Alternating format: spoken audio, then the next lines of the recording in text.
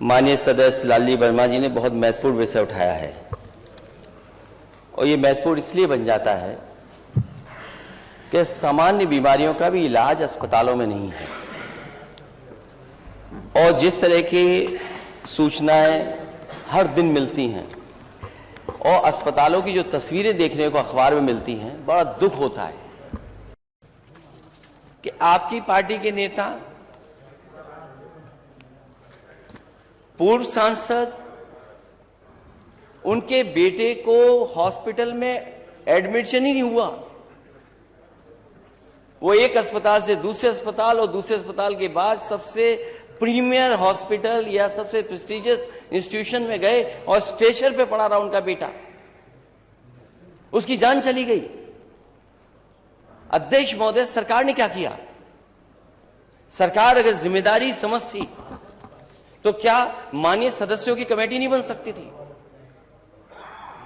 जो यहां माननीय सदस्य जीते हुए लोग हैं, ये जो सदन में बैठे, क्या इनकी कमेटी बनकर के नहीं देख सकती थी? यही नहीं, एम्बुलेंस का इंतजार करिए। आप एम्बुलेंस बुलाना चाहते हैं, एम्बुलेंस नहीं आएगी आपके पास। कहो एम्बुलेंस में जान चली जाए। और अगर अस्पताल पहुंच गए तो स्टेशन नहीं है, लोग अपने कंधों में, गोदी में रख करके या दो परिवार के दो सदस्य लेकर के जा रहे हैं। यह स्थिति है। और अस्पताल में बेड नहीं, दो भर्ती थे। जिस समय डेंगू अपने पीक पे जब डेंगू था तो अस्पतालों में एक बेड पर दो मरीज थे, राजधानी में थे। और अगर राजधानी में यह स्थिति है तो दूसरी जगह क्या स्थिति होगी प्रदेश के किस दूसरे कोने में? जो कहां घूमे, कहां जाए मरीज? सरकार बताए कि अगर डेंगू है तो सरकारी अस्पताल में इलाज क्यों नहीं मिला, और सरकारी अस्पताल से अगर वो प्राइवेट हॉस्पिटल में चला गया तो अनाप शनाप पैसे लेना, कोड में दवा दे देना, उसका लाखों खर्च करा देना, उसके बाद भी नहीं जान बच रही है। और ये केवल एक जगह की सूचना नहीं है, पूरे प्रदेश में माननीय सदस्य यहां बैठे होंगे, उनके पास सूचियां हैं उनके क्षेत्रों की कि किन लोगों की डेंगू बीमारी से जान गई है। मैं सरकार से जानना चाहता हूं, माननीय मंत्री जी बताएं, हालांकि डेंगू का सवाल है, लेकिन एम्बुलेंस क्यों नहीं पहुंच रही?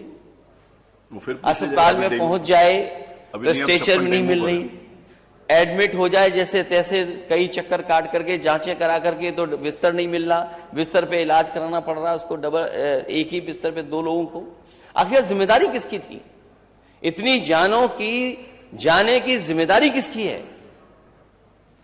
कम से कम सरकार बताए कि स्वास्थ्य व्यवस्था बेहतर होगी कि नहीं होगी। मेडिकल कॉलेजेस ठप हैं और कम से कम एक जहां से सबसे ज्यादा सूचना आई है कि यहां पर सबसे ज्यादा जान गई है, माननीय सदस्यों की कमेटी बने, जाकर के देखें आखिरकार कारण क्या था और मरने वालों की मदद सरकार करेगी कि नहीं करेगी।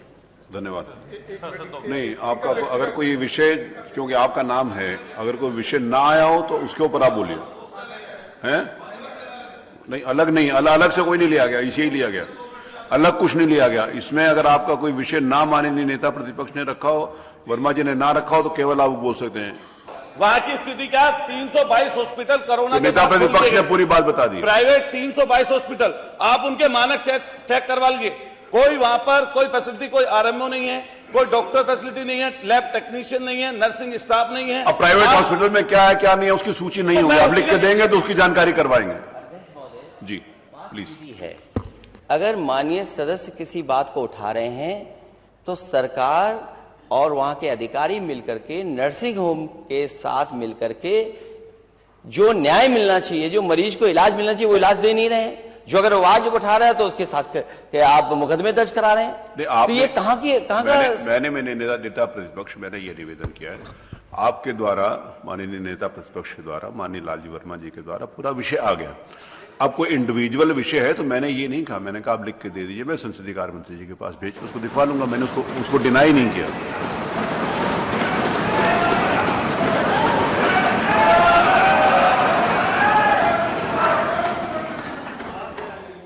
जैसा प्रश्न होगा वैसे उत्तर भी आ रहा है।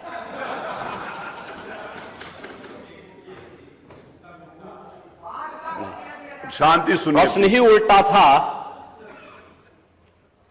तो उस उल्टे प्रश्न को सही करने का प्रयास हुआ है। और अभी तो आपने आधा ही उत्तर सुना है। पूरा सुनेंगे तो संभवतः पिछला इतिहास याद आने लग जाएगा। महोदय, माननीय सदस्य ने बहुत महत्वपूर्ण मुद्दे की ओर ध्यान आकर्षित किया है और सरकार इसको लेकर के पहले से ही अवेयर थी। अंतर विभागीय समन्वय से संचारी रोग नियंत्रण के लिए, आपने केवल डेंगू की बात की है, जब वेक्टर बॉर्न डिजीज की हम बात करते हैं तो केवल डेंगू उसमें नहीं आता है। वर्मा जी, आप तो चिकित्सा शिक्षा के मंत्री रहे हैं ना, तो केवल डेंगू नहीं आता उसमें, मलेरिया भी है, चिकुनगुनिया भी है, कालाजार भी है। इन सभी से संबंधित वेक्टर बॉर्न डिजीज हो या फिर वाटर बॉर्न, जल जनित हो या फिर विषाणु जनित कोई भी बीमारी हो, इनके उपचार के लिए सरकार के स्तर पर एक समन्वित प्रयास किया गया है। और उस समन्वित प्रयास को ही हम लोगों ने संचारी रोग नियंत्रण का एक विशेष अभियान, वर्ष में 3 बार चलता है ये कार्यक्रम, जिसमें पहले 15 दिन संचारी रोग के लिए अवेयरनेस के साथ साथ अंतर विभागीय समन्वय से स्वास्थ्य विभाग नोडल विभाग होने के नाते सभी अन्य विभागों के साथ समन्वय के माध्यम से इन कार्यक्रमों को नियंत्रित करता है। इसके बाद डोर टू डोर जाकर के दस्तक अभियान के माध्यम से कहीं भी कोई व्यक्ति जो बुखार से पीड़ित है, उस व्यक्ति को नजदीक के स्वास्थ्य केंद्र में उपचार की सुविधा दिलाने की व्यवस्था करना। उत्तर प्रदेश 25 करोड़ की आबादी का राज्य है और स्वाभाविक रूप से अलग अलग क्लाइमेटिक जोन होने के नाते अलग अलग क्षेत्र में अलग अलग प्रकार की बीमारियां देखने को मिलती हैं। जैसे आप ईस्टर्न यूपी से चलकर के नेपाल की तराई से लेकर के सहारनपुर तक देखेंगे तो इंसेफ्लाइटिस से पूरा क्षेत्र प्रभावित था। अगर आप बरेली और बदायूं और उसके आसपास के क्षेत्र को देखेंगे तो ये क्षेत्र मलेरिया से ज्यादा संक्रमित रहता था। वाराणसी से लेकर के प्रयागराज, लखनऊ, कानपुर होते हुए अगर आप फिरोजाबाद, आगरा तक पहुंचेंगे तो ये पूरा क्षेत्र डेंगू से प्रभावित है। अगर बुंदेलखंड क्षेत्र में अगर आप देखेंगे तो ये क्षेत्र चिकुनगुनिया से प्रभावित है। बिहार से सटे हुए जो हमारी सीमाएं हैं वहां पे हम देखेंगे तो कालाजार इन क्षेत्रों में ज्यादा प्रभावी रूप में देखने को मिलता था। और सरकार के द्वारा जो समन्वित प्रयास किया गया है, आपने केवल डेंगू की चर्चा की, बीमारी डेंगू पूरी तरह नियंत्रण में है और सरकार के द्वारा समय पर उठाए गए कदमों का परिणाम था।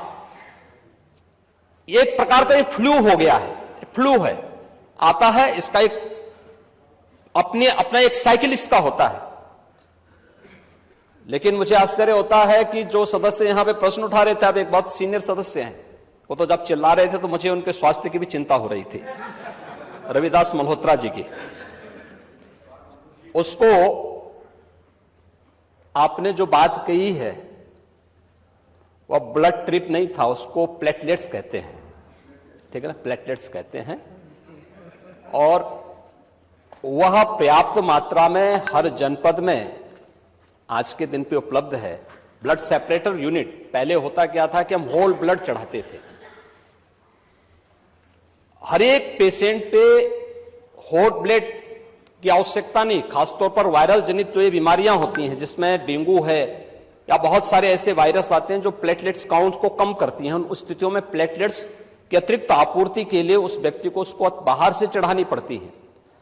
इसके लिए हर जनपद में ब्लड सेपरेटर यूनिट दी जा चुकी है, वे काम करनी शुरू की है। वहां पे हर जगह सरकार के स्तर पर बेहतर प्रयास हुआ है।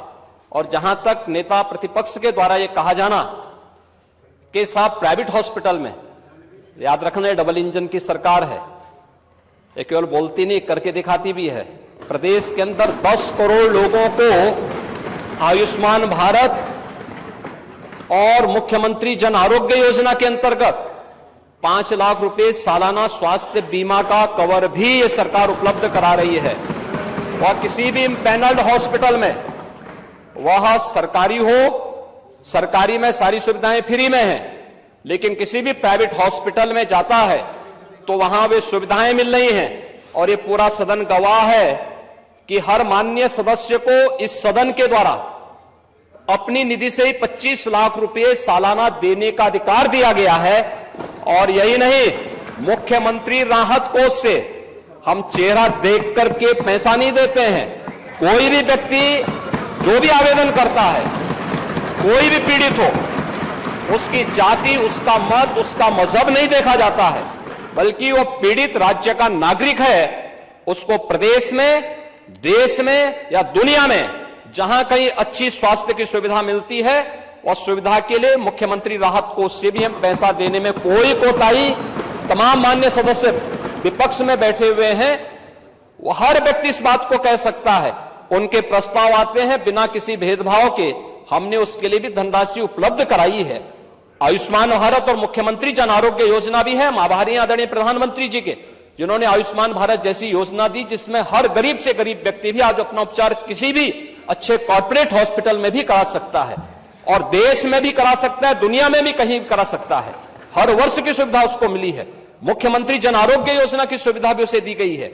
इसके अलावा माननीय विधायकों को भी 25 लाख रुपए तक खर्च करने का अधिकार दिया गया है, और इसके साथ ही मुख्यमंत्री राहत कोष भी उसके लिए उपलब्ध है। इसलिए समस्या केवल इस बात की नहीं कि हम समस्या के समाधान की ओर जाएं, समस्या केवल हर मुद्दे का राजनीतिकरण करके समाज में अव्यवस्था पैदा करना, लोगों में असंतोष पैदा करने का जो कुत्सित प्रयास किया जाता है, वह तो कोरोना कालखंड में भी लोगों ने देख लिया था, जब आप लोग बहका रहे थे लोगों को कि वैक्सीन मत लगाना, ये मोदी वैक्सीन है, और लोगों को गुमराह कर रहे थे। परिणाम क्या है? मोदी जी के शासनकाल में, उनके मार्गदर्शन में हमारे वैज्ञानिकों के द्वारा बनाई गई दोनों वैक्सीन दुनिया की सबसे प्रभावी वैक्सीन है। दुनिया के अंदर तमाम देशों में कोरोना महामारी के मामले बढ़ते हुए दिखाई दे रहे हैं। भारत में कोरोना कंट्रोल है, और उत्तर प्रदेश में भी पूरी तरह नियंत्रण में है, कहीं कोई समस्या नहीं है। सरकार आपके द्वारा उठाए गए मुद्दों पर पूरी तरह सतर्क है, और अब तो इसके मामले वैसे भी समाप्ति की ओर है। बरसात के समय जल जमाव वाले क्षेत्रों में, अन्य क्षेत्रों में इस प्रकार की बातें देखने को मिलती हैं। और ये केवल डेंगू के मामले नहीं होते, इंसेफ्लाइटिस के भी मामले होते हैं, मलेरिया भी होता है, कालाजार भी होता है, चिकनगुनिया भी होता है। तो आपकी जानकारी के लिए, हो सकता है कि काफी दिन हो गए मंत्री पद से हटे हुए, तो आप भूल गए होंगे, तो आपके संज्ञान में लाने के लिए हमने दिया था। इधर रहते तो हो सकता है कि कुछ लॉलीपॉप मिल भी जाता, लेकिन वहां रहकर के अब वो कभी नहीं मिलना है। मैंने माननीय नेता प्रतिपक्ष को सुना, माननीय लालजी वर्मा जी को सुना, माननीय मंत्री जी को सुना। ये नियम 56 के अंतर्गत नहीं है। अध्यक्ष महोदय, अगली सूचना। महोदय, माननीय नेता सदन की मैंने बात सुनी, और वो लगा कि थोड़ी देर के लिए लगा कि वो MBBS डिग्री हासिल किए हुए हैं, डॉक्टर लगे। वेक्टर बॉर्न डिजीजेस के बारे में उन्होंने चर्चा की। मैं केवल 2 घटनाएं बताना चाहता हूं राजधानी लखनऊ की, और इनकी सरकार की नाकामी, इनके हॉस्पिटल्स की व्यवस्था, डॉक्टर्स का इंतजाम। एक पूर्व सांसद, वो बता चुके, वो भी भारतीय जनता पार्टी के, बोल चुके हैं। भारतीय जनता पार्टी पूरी, तो भारतीय जनता पार्टी के, वो हमारे दल के नहीं। पूर्व सांसद भारतीय जनता पार्टी के, वो अपने बेटे को लेकर के आते हैं। उनके बेटे को ये जानकारी मिलती है कि इसका इलाज अगर जल्दी नहीं हुआ तो जान नहीं बचेगी। वो एक अस्पताल से दूसरे अस्पताल भागे, और इलाज के लिए वो एडमिट नहीं करा पाए, और उनके बच्चे की जान चली गई। इसका जवाब क्या है डबल इंजन की सरकार के पास? और दूसरा, PGI से लोहिया संस्थान KGMU 9 घंटे एम्बुलेंस में बच्चा बना रहा, 9 घंटे, और उसकी जान नहीं बची। ये डबल इंजन की सरकार। ये सरकारी संस्थाओं को इसलिए नहीं मजबूत कर रहे हैं क्योंकि ये प्राइवेट संस्थाओं को बढ़ावा देना चाहते हैं। आज पूरे उत्तर प्रदेश में सरकारी संस्थाओं में गरीब का इलाज नहीं है। अगर ये सरकार बताए, इतने दावे कर रही है सरकार, ये सरकार बताए कि एक जिला अस्पताल बनाया हो जहां पर गरीब का इलाज हो रहा हो, एक जिला अस्पताल। ठीक।